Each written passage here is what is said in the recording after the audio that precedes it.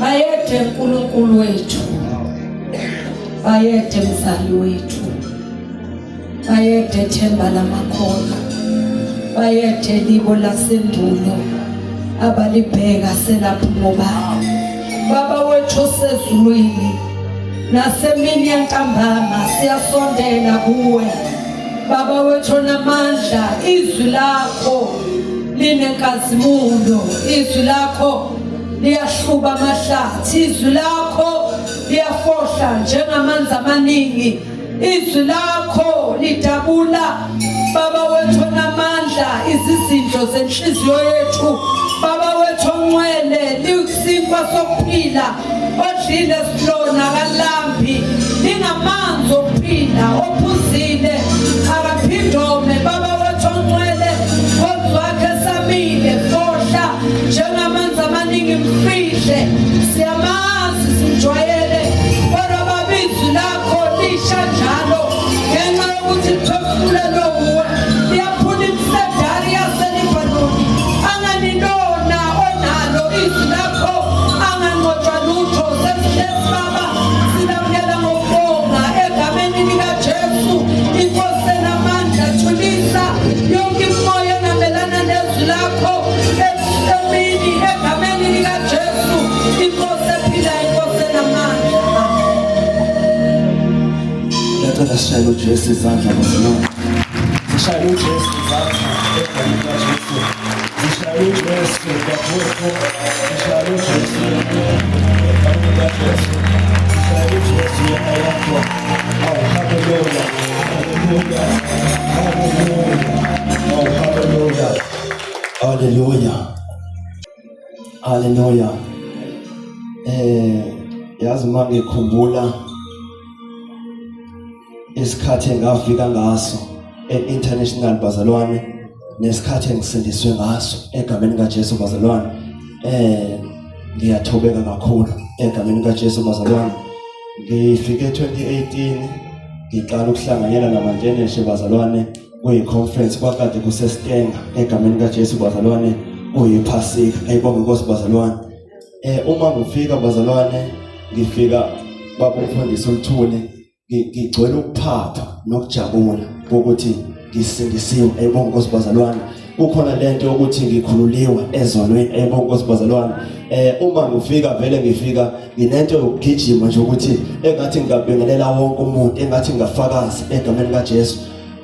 Ngiyakhumbula nje ukuthi kwakusekuseni ngivuka eStenga bazalwane, ngivuka vele kuqala ngiyogeza egameni kaJesu, ngivuka ngiphuma ngigqoka ivest egameni kaJesu bazalwane, engenamkhono ekade ngilele ngayo. Kukhona insizwa engibuza ukuthi hayi mfowethu akuphunywa ukugqoke kanje. Ayibonge Nkosi bazalwane. Ngiphuma vele mina ngithi ngiphuma ngoba anginakile futhi angazi lutho, kodwa wangisiza ngokungiphuza. Uma ngiphuma bazalwane ekseni ngolunye usuku bazalwane, mina ngifike la ekhaya ngingamazi ubaba uBishop, ngingakwazi ukuhlukanisa ukuthi ubaba Bishop lo ubani egameni kaJesu ukufika kwami.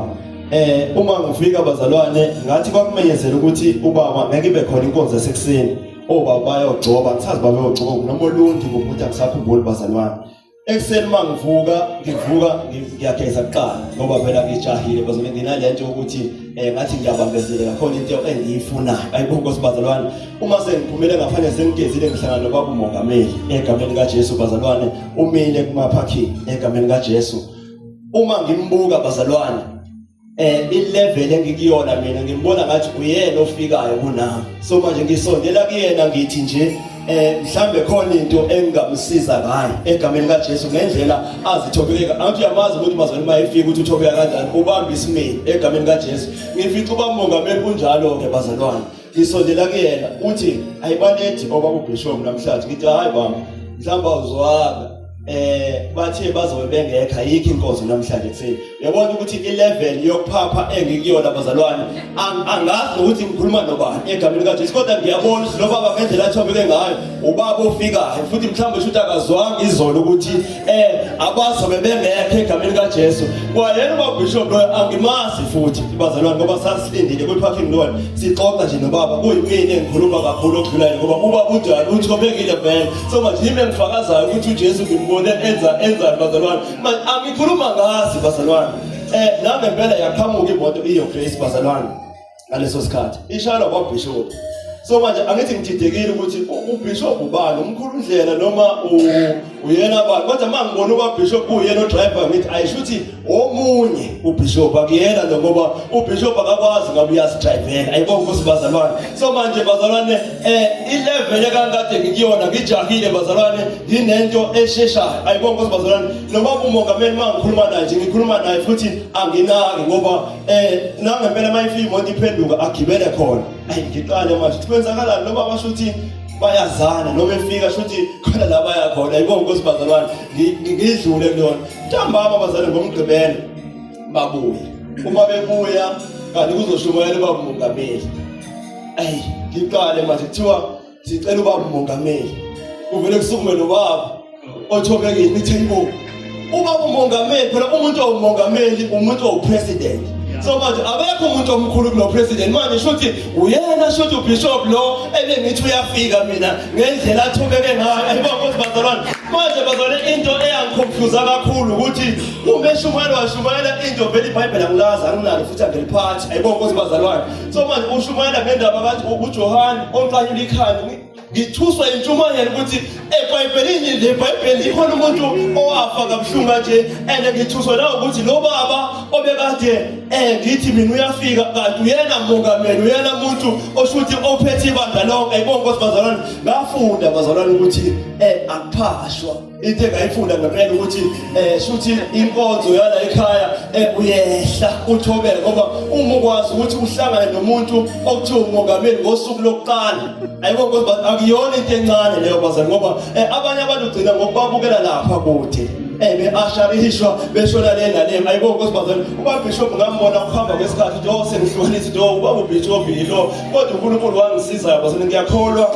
ngisindisiwe bazalwane ngathola ivangeli lamandla ivangeli lokuhlukana nesono egameni kaJesu bazalwane ave kubuhlungu ukukholwa umthando uNkulunkulu kodwa usesonweni ngoba uma sisindiswa abakuthuli sasingazi ukuthi ikhona lento ukuthi sizowa sasingayazi lonke ukuthi lamandla othi mawufika nawo evangelini ngathi uhlukane nawo bazalwane mina ngasindiswa kwakulesihlanu kwangumgqibelo ngamela uJesu kodwa ngafika esontweni ngiqala ufika esontweni kwakulesihlanu ngikutshela ukuthi kwawulesihlanu umgqibelo isonto kwathi kushawa lesithathu ngase ngimile ngifakaza ukuthi ngiyambonga uJesu ngoba amantombazane engangithandana nawo ngase ngiwalile ayibona ukuthi bazalwane so manje into yayikade ishesha ngaleyo ndlela egameni kaJesu kwasho ukuthi bazalwane njoba ishesha ngalendlela eshesha ngayo sikhona isikhathi la khona ezobuya ukuthi kusuke izinto mhlawumbe isahamba kahle kube khona la impilo iphinde ibe normal khona ayibona ukuthi bazalwane la khona inyama ibuyele kube nenyama ayibona ukuthi bazalwane ukungasafakazeki lapho sekuyinto sekuwena nesimo egameni kaJesu ngoba usathana uyakuyeka nje usanda ukuphunyula kodwa usuke enento ethi ngizobuyela endlini yami ayibona ukuthi bazalwane so manje usuke sawolanda abanye amadimoni anamandla ayibona ukuthi bazalwane azothi maye sebuyele ethempelini azolingcolisa kakhulu egameni kaJesu manje bazalwane ayikho into engigcinile nesazongcina bazalwane ngaphandle kwenkonzo yenhlambuluko ayibona ukuthi bazalwane ngoba iyona nto bazalwane engiyibonile ukuthi iyaphila ngoba uthi mawuse uzwa ukuthi amandla awasekho ugijima uyosho ukuthi amandla ngathi ayangiphelela ayibona ukuthi bazalwane la ngempela uthandazelwe ubuyele esimeni haleluya bazalwane manje nginento bazalwane ukuthi angazi singathandaza umthandazo othini bamandla lo ukuthi yini lento esingayenza noma esingayiswa noma imaphi lamandla esingawathola bazalwane ukuthi sikwazi ukuhlukana nesono sihlukane nesono kelekeqe kangakuthi bazalwane sihlukane naso osisi bekhona sibabona futhi ama hips baba ephambi kwethu kodwa sihlukane naso isono kunjalo ayibona ukuthi bazalwane ngisho usisi engahlala la egqoka isiketi esifishane bazalwane kodwa sikwazi ukuhlukana nesono kuleyo level ayibona ukuthi bazalwane manje akazi bazalwane ukuthi singathandaza namhlanje egameni kaJesu bazalwane sikwazi ukuthi uma sithi inkonzo awubazalwane sibe sikhuluma ngenkonzo ephelele futhi inkonzo ephilayo ngiyabingelela abantu abasha egameni kaJesu akade beweliswa egameni kaJesu izolo besuka ekubeni abanqobi haleluya bazalwane bewelela ekubeni umuntu omusha egameni kaJesu moya ngcolo ukhulumile bazalwane ukuthi kufanele ukuthi siveze isithelo ayibona ukuthi bazalwane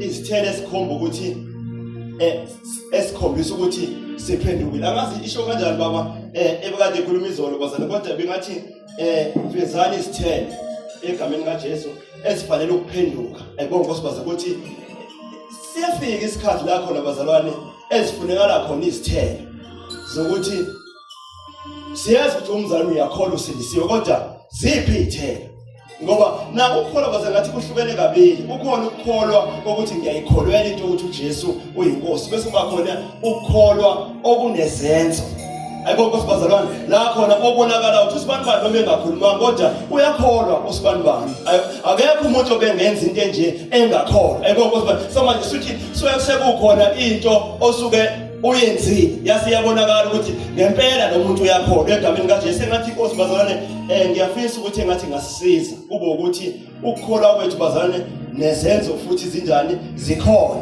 noma sifakaza ukuthi uJesu uyinkosi kodwa kube ukuthi noma sisendlini ekamereni uwedwa noma ungaphansi kwengubo nefoni yakho kodwa kube kusho kona ukuthi siyakholwa ayibona nkosibazalwane manje ngempela bazalwane uJesu unamandla bazalwane akakaze ashintshe unamandla nampela bazalwane ngiqinisile uJesu amandla unawo uyayigcina intombi uyayigcina insizwe uyamgcina futhi umbanga egameni kaJesu bazalwane manje ngiyafisa ngempela ukuthi bazalwane angazi inkosi izosisiza kanjani mhlawumbe singafunda iBhayibheli lethu bazalwane mhlawumbe amavesi ambalwa ncwadi yabaseRoma egameni kaJesu mhlawumbe chapter 12 egameni kaJesu bazalwane bese siyathandaza egameni kaJesu wahlatshwa Golgotha haleluya haleluya haleluya wahlatshwa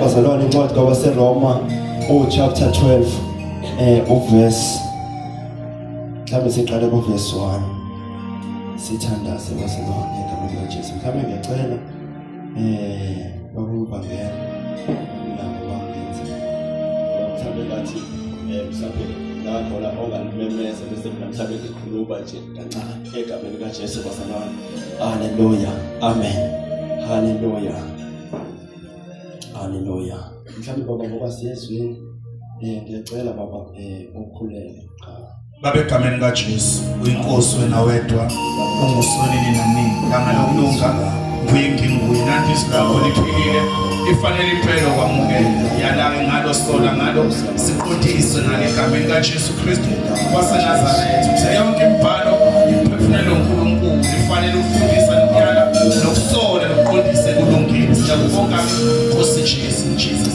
amen siyafuna from verse 1 incwadi kwabaseRoma isahluko sika12 sizoqala verse 1 ihlosa khona sithi ukuhamba okungcwele iBhayibheli ukhona ukuhamba okungcwele ayibona nkosibazalwane ngoba uningi ukuhamba kukhona kodwa kukhona futhi nokuhamba okuhlukile ayibona ukuthi kukhona ukuhamba okungekho ngcwele bese kuba khona ukuhamba okungcwele manje bengifisa bazalwane namhlanje ukuthi engathi inkosi ingasisiza ukuthi isipha amandla ukuthi masihamba sihambe ukuhamba okungcwele. Ayibonke Nkosi bazalwane, uma sifakaza ufakazi sisebungcweleni. Ayibonke Nkosi bazalwane, noma sikhuluma bazalwane sikhulume sisebungcweleni, noma ngabe bazalwane ubusihlelele phansi nje ungashongo lutho kodwa kusho kuba ukuthi ubungcwele bukwembathile. Ayibonke Nkosi bazalwane, ngisho uzibikelela nje kodwa kuba ukuthi ubikelela usebungcweleni. Ayibonke Nkosi bazalwane, ngoba lento ayifuna amagagu, ayifuni bazalwane abantu abazi kakhulu amavesi. Ayibonke Nkosi bazalwane, kodwa ifuna umuntu bazalwane ohambayo nje amodele bazalwane ivangeli ebungcweleni. Haleluya, siyafunda baba. Ngakho ke ngiyanincenga bazalwane. Yebo. Ngobubele bukaNkulunkulu. Manje uyabona ukuthi kuncengwa abazalwane. Nami bazalwane ngisho njalo ukuthi ngiyanincenga egameni kaJesu. Yebo baba. Ngobubele bukaNkulunkulu. Yebo. Ukuba ninikele imizimba yenu. Ithi iBhayibheli ngicela ukuthi ninikele imizimba yenu. So manje bazalwane ukunikela bekade kunikelwa manje. Bekunikelwa ngemali. Ayibonke Nkosi bazalwane, kodwa ikhona bazalwane la kudingeka khona hayi imali. Kodwa kudingeka umzimba wakho. Ayibonke Nkosi bazalwane. So manje ngempela bazalwane nami ngiyancenga ukuthi engathi singanikela namhlanje. Kodwa sesinikelile ngemali. Ayibonke Nkosi bazalwane, kodwa khona into ebesinganikela ngayo egameni kaJesu okuwumzimba yethu. Yebo babenjani? Ibe ngumnikelo ophilileyo. Ithi iBhayibheli singalethi imnikelo yento efile. Kodwa kufuneka bazalwane ukuthi imizimba yethu kufanele kube ukuthi into ephilile. Bazalwane uma unikela akekho umuntu bazalwane ngathi uyonikela mhlambe unikela nje unikele ngemvu mhlambe enehle lodwa noma engaboni egameni kaJesu. Ngabe umnikelo wokudelela lo ukuthi ungathatha into enemlenze emithathu efuze kabe inemlenze ewu4 engaphelele. Ayibonke Nkosi bazalwane. So manje noma unikela kodwa usukunikela ngento obonayo nawe ukuthi ayanele. Ayibonke Nkosi bazalwane, ukuthi mangakuphi imoto nje engenawo amasonto uzojabula baba ngoba into ayiphiwe, kodwa into engikuphe yona iyashoda. So manje bengicela nami bazalwane ukuthi engathi singathi uma sinikela ngemizimba yethu kube ukuthi imizimba esinikela ngayo iphelele. Ayibonke Nkosi bazalwane, ayikho into esolisayo egameni kaJesu ukuthi yena unikelile ngomzimba wakho kodwa ngathi khona okushodayo. Ayibonke Nkosi bazalwane, ngathi khona la kulimele khona egameni kaJesu. Engathi singathi masisinikele imizimba yethu sibaba Jesu nansi imizimba yethu athi maye kuyabheka ukuthi akekho umuntu ongenza into nje. Umzimba ophilile, umzimba opheleleyo, umzimba bazalwane ogcwele ubungcwele egameni kaJesu. Oh haleluya, oh haleluya. Sifunda baba. Ongcwele. Yebo. Othandekayo kuNkulunkulu. Ngeke ungathandeki bazalwane umzimba kuNkulunkulu opheleleyo nophilayo. So manje simele baba ukuthi singcolise ukuhamba kwethu konke kube ukuthi ku-right. Uma sithi baba siyakudumisa ngemizimba yethu kube ukuthi simdumisa ngemizimba obona ukuthi inhliziyo yakhe ikhona, unyawo lakhe lukhona, isandla sakhe sikhona, umzimba uphelele futhi uyaphila egameni kaJesu. Nokuthi silethe imizimba kodwa inhliziyo bazalwane ilethe kwini. Ayibonke bazalwane ithi kodwa iphela le conference. Haleluya bazalwane, kodwa siyanikela ngemizimba yethu kodwa khona into ezishodayo. Haleluya bazalwane, khona izinto ezikude egameni kaJesu. Haleluya. Yebo baba. Kube ngokukhonza kwenu ngokomoya. Yebo. Ningalilingisi lelizwe. Ithi iBhayibheli singalilingisi leli lizwe. Ngoba zikhona izinto bazalwane, ngoba inyama yethu njengoba idaliwe nje ingayasemhlabeni iyazifuna izinto zezwe. Angifuni abantu abasho ukuthi sikhohlisana ukuthi uthi mawususindisiwe inyama bese ifuna izinto zikamoya. Inyama ayifuni into kamoya, umoya ofuna izinto zikamoya. Inyama ifuna izinto zenyama. Ayibonke Nkosi bazalwane, ngoba futhi idelela kabi inyama ngoba ikubo isemhlabeni. Haleluya bazalwane. Futhi namandla ukuthi ikukhethise ukuthi ngifuna ukuthi mawenikeza yona ikhombo obunye. Ayibonke Nkosi ngoba ziningi izinto ezifunayo egameni kaJesu. Kodwa lithini iBhayibheli baba? Ithi izwe senjani singalokothi sililingise. Yazi khona into bazalwane engiyifundile ekade sise eMpumalanga bazalwane, kufika ukukhonza ngoba la udumisa uNkulunkulu. Kodwa khona into engiyinotisile ukuthi khona into bazalwane Ngingayibiza ngani bazalwane? Haleluya. Ngathi umbono. Ubaba uBishop bazalwane njengoba sikhona nje la, sikhona ngenxa yombono awunikezwa uNkulunkulu. So manje kungayingozi ba ukuthi sithi sikhona kule ndawo kodwa nombono futhi asiwazi ukuthi ubaba wayekade nikezwe umbono othini ngoba sohamba sihambe sifuna ukuveza izinto imbono yethu. Kanti umbono vele usukhona. Into efanele siyenze thina ukuthi sisupport umbono okhona. Manje ngifika lapha eMpumalanga ngiyahala. Ngikhalela into yakomunye umbono. Ayibona ukuthi bona yinhle iyathandeka, iyahalisa kodwa ayingene embonweni wakithi. Ayibona bazalwane noma ngabe uma ibenza iyafaneleka kodwa ngenxa yombono owanikeza ubaba iyaphila. Ayibona bazalwane i-right ayikho wrong ngaphansi kombono okhona onikeziwe umpostoli loyo. Ayibona bazalwane kodwa nathi sinawo umbono esinikeze wona la ekhaya noma mhlambe uyabona ukuthi uyenza lento iyafaneleka mhlambe eyasezweni noma bazalwane noma ngabe iyona etrendayo ezweni. Zikhona izinto efanele zitrende ezivele embonweni uNkulunkulu awunikeza ubaba ukuthi masibamba zona baba kube ukuthi kuphelele. Ayibona ngoba kuningi bazalwane kuyabonakala nama-social media zikhona izinto ziningi kodwa uma ziphikisana nombono egameni kaJesu asizenzi futhi asisithathi. Noma ngabe ngithi mangiyenza baba ngibona ukuthi ngiyafaneleka ngaze ngayenza kahle lento kodwa eyakuphi umbono ivelaphi egameni kaJesu. Ziningi izinto bazalwane fanele mhlawumbe mangizongena kuFacebook ngibuza ubaba ukuthi baba uNkulunkulu wayekade etheni kambe ngoFacebook kuwena yini uma usebenzisa uWhatsApp. Ayibona bazalwane ngoba wena ofika nalento wena oyazi ukuthi iyaphi egameni kaJesu. Mhlawumbe ngizothi ngigijima kuyona ngisephambana nombono egameni kaJesu ngoba into engiyizele iyodwa ukuthi ngizosupport umbono ubaba anikezwa wona. Ayibona hayi uzomelana nawo futhi hayi uzowu-eda ngithi baba yazi singawurenovate kanje lo mbono. Nansi into engawenza ukuthi utrende kangcono egameni kaJesu ngoba umuntu yaphela yini ubaba akade aqalutshikiswa uNkulunkulu obekade engaziyo umhlaba wakhe. Manje akusiko kwami ukuthi ngikhathazeke ngaleyo nto ngoba angihlangene nayo. Iyodwa into engiyizele mina ukuthi ngithi baba awu baba ngabe kusewona umbono uma ngithi ngaba ngiphambana nento othunywe yona uma ngikhuluma kanje. Ayibona bazalwane manje kuyingozi bazalwane ukuthi ngoba singabantu abasha kusasa lo mbono uzobusele nathi baba engasekho umuntu okade ekhululwe na ukuthi siyosala senze njani uma singawazi esesekhona sinegunya nelungelo lokumbuza ukuthi baba uma senza nje ngabe senza ngako yini. Hleze baba uma umbono usuwele ezandleni zethu sithi ngeke into yamaphehla le. Haleluya bazalwane ukube sashe sesekhona ukuthi baba lento yakho isidala bazobe kusho ukuthi leyo nto leyo kuyaphonga ukuthi iya la umbono ozofika lento oyizwayo. Haleluya bazalwane ukuthi uma lekhathiwa kuyashukulwa uma uza ukuthi wena ngathi yokushukulwa uhambisana nayo kubiza ukuthi iya la kuthiwe kungashukulwa khona ngoba ukhona la kungashukulwa khona hayi ukuthi ufuna ukujika izinto. Haleluya bazalwane uzimoshela isikhathi uzama ukwenza into la engafanele ngabe uyenza khona egameni kaJesu. Manje ngiyacela abantu abasha ukuthi noma ngabe zikhona izinto sikholwa silisiwe kodwa engathi umbono wase-International Revival Ministries singawazi siwuqonde kahle futhi uma singawuqondi sibuze ukuthi baba yini le. Usho futhi ukuthi baba mina ngathi angikhoni inyama yami ngeke imele lento usese-eli usheshe ugoduka ngoba hleze ubaba sithele ngithi baba umlambo umbono okade ukuthi baba umthetho ngathi uyalonga asiyazi leyo.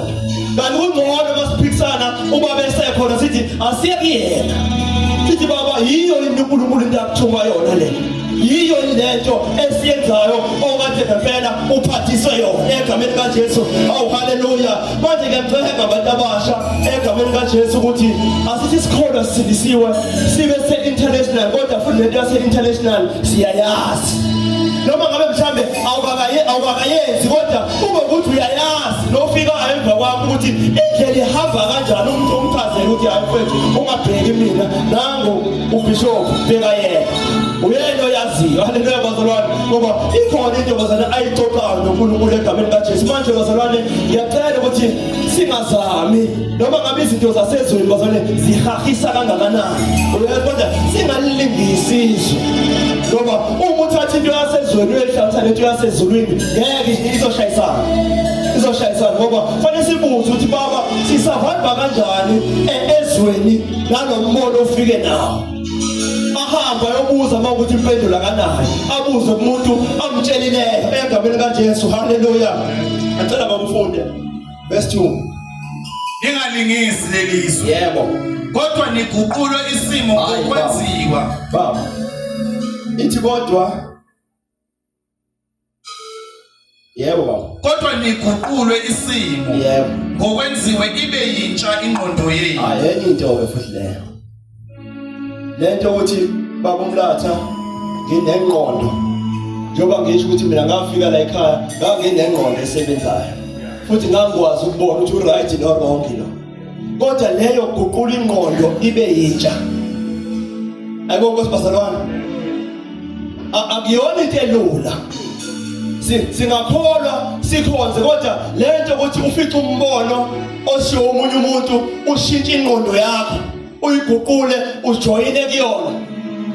Enye into bazalwane ukuthi ungavumelana nento ongayazi na egameni kaJesu, ukushintsha ingqondo yakho ingafani nekababa wakho ohlale naye iminyaka ekukhulisa, ifane ingqondo yakho iguqulwe ifane nekaJesu. Haleluya bazalwane. Manje uJesu okade umbone kuphi egameni kaJesu, fanele ufunde iBhayibheli uze ukuthi uJesu wayemayithe bhekana nezimo ezinje wayekade ehlula kanje. Haleluya bazalwane. Manje bazalwane ngoba sifundile phela saye esikoleni, manje ubuya nedoctrines ufundile kodwa fanele ingqondo ufundile iguqulwe ibe yintsha egameni kaJesu. Manje bazalwane kunzima baba, mhlambe singahlabelela sifakaza sishumayela, kodwa leyo guqulwa kwengqondo akuyona into elula ngoba ibiza ukuthi inyama yakho ilwe ukuthi njengoba kade uvela nengqondo yakho ukwazi ukuthi uhlakaniphile kanti uhlakaniphe ngengqondo yenyanga. Uma sefana uguqulwe ubiza ukuthi ube yisula. Futhi uNkulunkulu angamazi ukuthi uyenza kanjani lento ukuthi uma ukulevel okuyona, kodwa uma ekawafika kuwena kubiza ukuthi ushone phansi. Njengoba ke ngakhuluma nobaba umongameli bazalwane, ubaba umongameli ungamdlula ungambingelele. Ayibona bazalwane ngendlela athobeke ngayo ethotshiswa uNkulunkulu omkhulu indlela nje abantu nje bazalwane ongavele nje ukhuluma inomi kanjani. Ayibona bazalwane ngoba abantu abagitshelwe uNkulunkulu ingqondo yabo ayisasebenzi njengalokhu uma ingaguqulwanga yakho, ngoba uzobona sengathi khona abantu ababhayisayo, khona abantu engathi benza kancane ubone ngathi wena ungenza kangcono. Ayibona bazalwane kanti ingqondo yakho engazange bazalwane wayivumela ukuthi ayiguqulwe egameni kaJesu, ngoba ingqondo yakho mntaba baqinisile iyayazi into eyifunayo, iyayazi ngempela inamaplans ukuthi mina mase ngina 23 washo njalo umuntu mfowethu sikhuzelayo wathi ngabe uNkulunkulu udlala ngami uma ngashawa 23 years ngingashadile. Yebo njalo ukhuluma ingqondo yakhe ingqondo nenyama yakhe iyasho ukuthi 23 years lofuze ngabe unonkosikazi. Yebo njalo bazalwane manje kufanele ukuthi ingqondo iguqulwe idlule kunkosikazi, idlule futhi emacebeni onawo, ngoba njengoba sikhona nje nathi sinamaplans ukuthi ngifuna ukuba nomuzi ongaka esentini, kodwa mase fika uNkulunkulu ingqondo iyashintsha. Ama-plans athunawo noma mhlawumbe nje ufunde waba nazo iy'tifiketi, kodwa uma-ke washintsha ingqondo ayibona ukuthi bazalwane ngisho ukukhuluma beshintshe egameni kaJesu, awukhulumi njengabantu futhi awubuki noma yini egameni kaJesu. I-TV into emnandi kabazalwane, kodwa mhlawumbe kwashintsha ingqondo bazalwane uthi mawubuka umuntu esondela komunye beyoqabulana uthi ayibeke ayikho lento engiyibukayo ngiyazigcolisa. Manje ngeke uyibone lonto uma ingqondo ingazange yaguqulwa, ngoba ingqondo iyayithanda leyanto. Futhi imuvi ithi iyabhora uma uzodlala umuntu wesifazane kuphela iziphele. Kufanele ngathi ngaba babili owesilisa nowesifazane lo bayasondelana futhi ngeke uphume uyiyeke bengazange baqabulane ekugcineni. Ngoba beqabulene ukuthi ayiphethe kahle right, ngizoyiphinde ngiyibuke futhi yini lenza lo. Ingqondo injalo iyayazi into eyifunayo futhi iyayiqina. Manje kubiza ukuthi engathi ingqondo yethu ingaguqulwa abantu abasha. Akekho umuntu bazane ongathi mina into engiyicabanga ukusila ukudla. Akekho umuntu ongathi mina into engiyicabanga nje isithelo sami ngithanda ukufunda iBhayibheli, ngoba ingqondo yethu bazane iyazi ukuthi uDisemba futhi ngabe sisebhishi. iyasho futhi ingqondo yakho ukuthi uze ngabe manje usushadile umdala iyasho ingqondo ukuthi uze ngabe unemoto nomuzi manje bukodama yakho kodwa mhlazana yaguqula ingqondo uzokwazi ukuthi uJesu uhambe umuzi wakhe wokade ukuphi manje kubiza ukuthi umuzi obuza indaba ukuthi uJesu wayenentombi ezingakhi leyo nto ibiza ukuthi ingqondo yakho engathi ingaguqulelwa ifane nekaJesu egameni kaJesu bazalwane engathi masicabanga singayesacabangisa nje kwabantu abasenyameni singayesacabangisa kwabantu bazalwane abasebenzisa ingqondo le engaguquliwe funda baba ingqondo yethu ibenjani leyo ndawana njengathi ingqondo ngokwenziwa ibe yintsha ingqondo yenu ukuze nikwazi ukuhlolisisa manje ungahlolisisa kanjani ngengqondo yakho yenyama ngoba ingqondo yenyama baba iyasola ukuthi yini kushumayela usibanibani engashumayelanga usibanibani ingqondo leyo futhi hayi ukuthi ukhubazeke lo muntu uright ingqondo ikhomba ukuthi uyasebenza kodwa ayiguquliwe ukhathazeka ngezinto ezingasizi ayibo bazalwane umuntu aspend imali bazalwane espenda bazalwane yazikhona izinto baba umlanga esasithandaza sisithandaza sisenyameni ukuba uNkulunkulu wasiphendula wasinikeza zona ngabe siyayisola manje khona izinto bazalwane namhlanje okwazi ukuthi mhlazane yaguquka ingqondo ikwazi ukuthi ngeke ngisile u21 days ngisile ubabonyoka ithi inkosi ubabonyoka umenzele ukuthi ngeke uyenze leyo nto bazalwane ingqondo yakho isebenze ngoba izokutshela ingqondo yakho ukuthi ingane zakho ngosayisebenzi nazo wakhathazeka ngoba ngqumalo ongasebenzi ayibona bazalwane manje mhlaya yaguquka ingqondo iyaphela into yakho kuyaphela umina ukuthi mina bengifuna kanje mina bengithanda ukuthi kube ukuthi uJesu uthandani uma uJesu bazalwane ethanda ukuthi mina ngihlale ezintabeni mhlaya yashintsha ingqondo uzozibona usukhuphukele entabeni uzobona usufunda iBhayibheli ayibona bazalwane uzobona bazalwane usunikela ungasalimali mhlazana unikelelwa abantu noma unganikelelwa wena egameni kaJesu haleluya ingqondo yethu bazalwane ngiyafisa namhlanje ngathi singayikhulekela iguqulwe funda baba ukuze nikwazi ukuhlolisisa okuyintando kaNkuluNkulu ngoba ikhona into eyintando kaNkuluNkulu ibe khona into eyintando yabantu manje bazalwane uma ingqondo yethu ingaguqulwanga siyohamba senze intando yomuntu singenzi intando kaNkuluNkulu siyohlala bazalwane sihlale kanje egameni kaJesu bazalwane sithi baba senze icebo kanti bazalwane senze icebo lomuntu manje ingqondo mayingaguqulwanga uyohamba usola ngeke mina ngondla indoda yebo bazalwane njengokuthi nje ngeke ngondla indoda ingqondo lesho lokho futhi iqinisile ngoba ayiguquliwe ibona indoda ayiboni icebo likaNkuluNkulu ukuthi icebo likaNkuluNkulu lifezeka uma kwenzeka kanje kodwa mayingaguqulwa ingqondo yakho ayibona bazalwane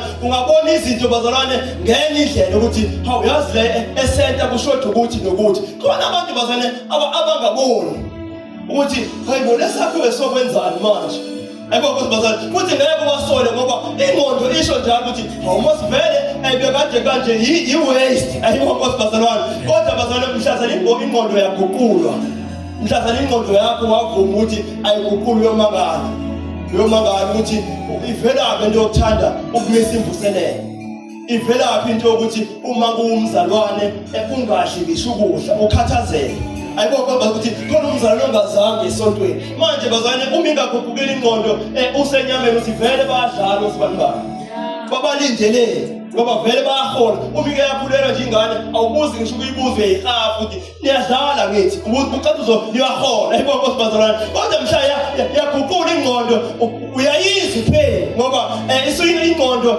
ingaseseyona yakho yenyama yakho kodwa sekaJesu yabuza ubuhlungu ukuthi usibanibani nje obeshonele nje nami ngishonele usibanibani nje obegula nje nami ngiyagula ayibona bazalwane kodwa leyo nto ngeke izwakale bazalwane uma ingqondo yethu bazalwane ingazange yashintshwa manje ngeke bazalwane uNkulunkulu asiforce ukuthi ingqondo yethu iguqulwe ngoba ukuthi sivume ukuthi noma sesisindisiwe sithi masinikele imizimba yethu kube ukuthi ngempela ingqondo yethu siyavuma ukuthi baba iguqule ingqondo yami uma nje ucabanga into ethile uye enhlambulukweni uthi baba ngizosihlambulula ngicabange ukuthi nokuthi isho ukuthi leyo le ingqondo yakho khona into engasekho right khona into eyenzakalayo engqondweni yakho yebo baba siyafuna okuhle yebo okuthandekayo nokupheleleyo.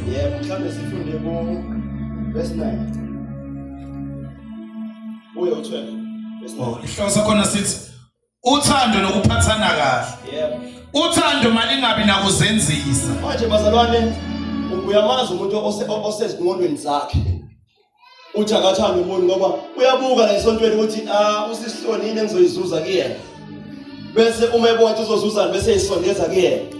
Isho ukuthi into le isho ukuthi ingqondo yalomuntu iyasebenza ayiguqulile isebenza futhi ngokwenyama ngoba umuntu westatus ayibona akaqhawuli noma yimuphi umzalwane ngoba uyabuka ukuthi angeke ngiboleke usibanibani imali ngoba vele ngeke ngiboleke.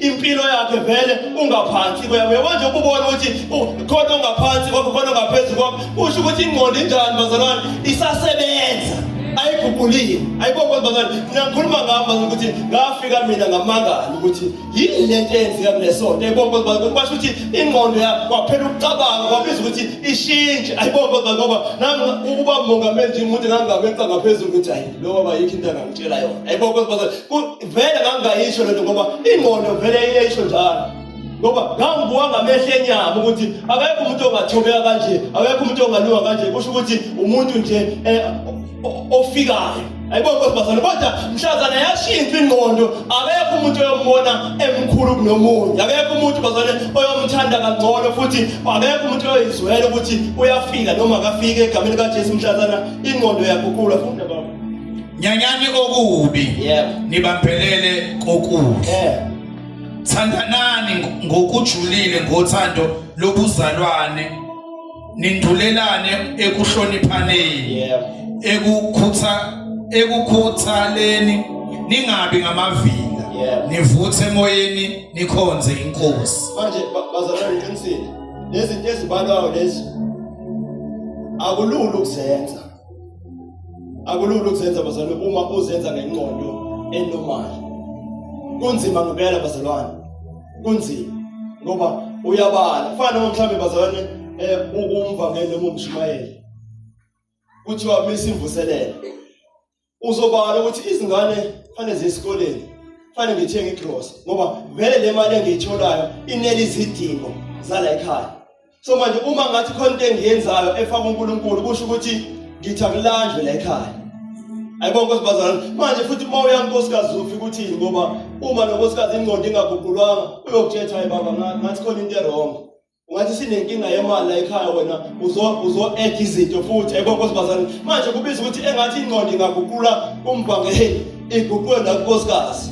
Ayibona nkosibazalwane ukwazi ukuthi nonkosikazi athi baba kade sagcina umisa imvuselelo abantu abasaphenduka kade sagcina ukwenza ama-home sale. Ayibona nkosibazalwane manje bazalwane indaba ye-home sale nje uyophambana nezinje emzini yabantu uyothi uJesu uyinkosi abanye baxoshwe bazalwane ungadinwa futhi ungathuki ngisho inhlamba ungaqalekisi kusho ukuthi lonto there's something eyenzekile emqondweni wakho.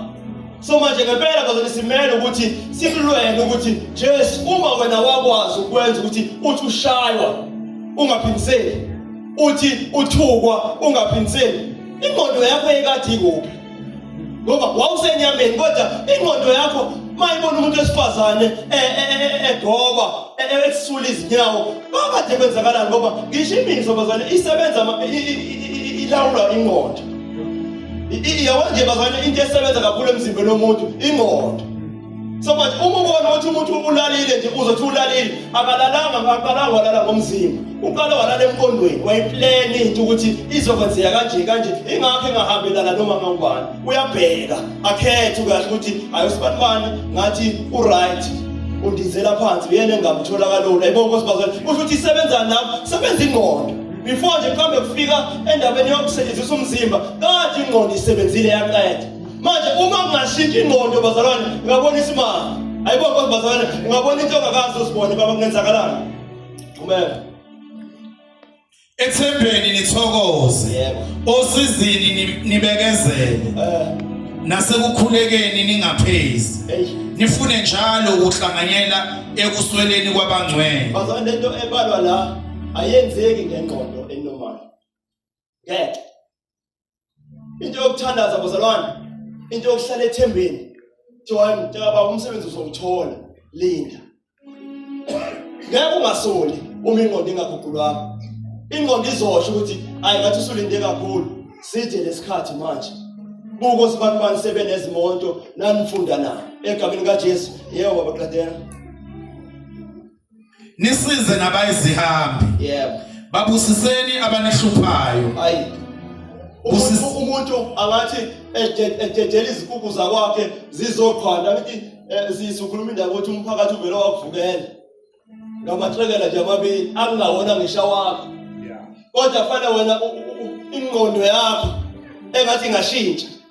Ukwazi ukuthi ubathande, ubabusise futhi ukuthi inkosi ngiyathandaza ukuthi le ndawo yonke ayibusisele. Usibani manje othi ekhuluma kanjena nje ngiyacela Nkosi ukuthi menzele umusa asindiswe athole umsebenzi aphumelele. Manje bazalwane ngeke yenzeke lento umuntu angathi efumba inqindi baba wena uguqe phansi. Ngoba umuntu mayefumba iqupha nje ingqondo yakuthethe kuyaliwa manje. So manje nawe ugwethe ikhwele uyalwa egameni kaJesu kodwa mhlazana ingqondo yashintsha bazalwane ngeke wenze izinto ezinomali. Akekho umuntu ongaguqukelwa ingqondo bazalwane aphinde aphile nje impilo kade eyiphila ngeke. Ikhomba ukuthi abantu baze basho ukuthi usibani ngathi akekho right la ekhanda. Ngeke ukuthi engathi evukelwa abantu emsebenzini kodwa futhi ubhizi uyaqhubeka uyabathandazela uyabathanda futhi khona into enjani eguquliwe emqondweni. Yebo baba Qadela. Busisani ningaqalekisi. Yebo. Thokozani nabathokozayo, nikhale nabakhalayo. Hayibo. Nibe mqondo munye. Nicabangelane ngokufanayo. Ningazikhukhumezi. Kodwa zihlanganiseni nabathobekileyo. Ningazishayi abahlakaniphileyo. Ningaphindisi okubi ngokubi. Khuthalelani ukwenza okuhle phambi kwabantu bonke. Uma kungenzeka hlalani ngokuthula nabantu bonke. Bathandekayo ningaphindiseli. Kodwa dedelani ulaka lukaNkulunkulu ngokuba kulotshiwe ukuthi ingeyami impindiselo ngiyakuphindisela kusho inkosi. Bazalwane yabona lezi zinto zonke ezibalwa la siyozizwa ngendaba uma sisemqondweni. Siyosho ukuthi siyakholwa sindisiwe kodwa kube khona izinto othi ngiyakholwa ukukholwa kodwa lokho ngikulungisa ngendlela yami manje. Ayibona Nkosi bazalwane kusho ukuthi ingqondo injani isaphila isasebenza egameni kaJesu futhi ingqondo izokutshela ukuthi wena unemali ungenza izinto zenzeka. Ayibona Nkosi bazalwane. Haleluya Qadela baba sisiyathandaza egameni kaJesu. Kepha ke uma isitha sakho silambile siphe sife. Manje yini ungasiyeki isitha sakho sivele sife ngoba silambile vele. Wamanje ungathi umuntu elwa nawe umbona uphelelwa amandla phela uyabona ukuthi iwini leyo. Ngoba uyamyeka nje phela sifele. Kodwa mhlazana ingqondo ishintshile. Wenza izinto ezingayenzi sense ukuthi lo muntu uyakuvukela kodwa futhi wena omondlayo. Lo muntu umelene nawe kodwa futhi wena ohamba naye kanje yini ungavela umyeka afe. Kusho ukuthi khona into engasasebenzi kahle emqondweni wakho. Khona ukuphazamiseka obe nako ngokuhlangana noJesu. Haleluya bazalwane ngoba khona ukugula osunako. Shuthi lento kade kuJesu siwele kuwena. Ngeke ukuthi umuntu awubazalwane eyisitha sakho ekuvukela endleleni emelele nexebo bazalwane emelele nomndeni wakho kodwa futhi bazalwane uthatha ukudla kwakho uyonikeza yena agcwala amandla aphinde futhi akulwise kakhulu. Ayibona Nkosi bazalwane Qadela baba. Uma somile siphuzile. Ngokuba ngokwenza lokho uyakube ufumbela amalahle avuthayo ekhanda lazo. Manje uyabona ukuthi uNkulunkulu uyaphinisela kodwa akaphiniseli njengengqondo ucabanga ngayo. Uthi wena uma bekuvukela shona phansi. Uma umuntu elwa nawe ungalwi. Uma umuntu ahamba yokuqambela amanga uthi hayi baba uthulu aqamba amanga aqedwe. Bese mbona baba uthulu vele usuke ukuqanjelwa amanga uyoxolisa kulowo muntu kwethu uyaxolisa. Ngizwa ngathi khona ukucabana okukhona ngicela ukuxolela. Noma eqambela amanga uyivume lo mfethu ngiyenzile ngiyaxolisa. Yabona lento le committee ekhaya njalo awukho right. Lekhathi wenze njalo kufanele ukuthi uthatha amalahle uyamshisa. Ayibona Nkosi bazalwane. Manje uyabona ukuthi awusalwi njengalokho ingqondo yakho icabanga ukuthi ungaphindisela ngayo. Kodwa usophindisela ngendlela uJesu aphindisela ngayo ayibona bazalwane manje ngiyacela bazalwane ngathi singathandaza ingqondo yethu bazalwane iguquke ukuze sikwazi bazalwane ukuthi ngisho umbono okhona la sikhona egameni kaJesu singamelani nawo akube ukuthi ingqondo yethu ngempela bazalwane iguquliwe akube ukuthi ngempela sibuze singakwazi ukumelana necebo likaJesu bazalwane akube ukuthi ingqondo yethu ngempela bazalwane iguquliwe ngoba ngiqinisile bazalwane uma umfundisi uSikhosana bazalwane washo ngayeleke into ngenkonzo kaSunday School ukuthi uma simisa imvuselelo kaphenduka abantwana ngengqondo yethu ekaguquliwe sithi akusebenzisanga hayi baba inkonzo ayihambanga kahle uvele kwaphenduka izingane isho ukuthi lo isho ukuthi ingqondo isasebenza kodwa isasebenza ngokwenyama thina besilindele ukuthi akusindiswe othisha abantu abanesishumi esibhekile besilindele ukuthi ngasindiswa abantu abathi mabefika ebhakeni bavele babebadala babambe ibhakeni hayi umuntu osazohambe ewa umuntu osazofuna bazalwane ehambe ekhaya ikokuzibazana kodwa mhlazana ingqondo yaguqulwa ngisho loyo okhala njalo uyakwazi ukumgona ungabali awuthethi futhi abantu yowakuze kwenini awuyenzi into enjalo ngoba bonke abawayo babizela kwena ngisho noma kuthiwa mhlawumbe uzwile ukuthi uSibani ukhulelwe ebandleni elithile ufuna inamba yakho uzuyithola mfowethu izwethu limaleli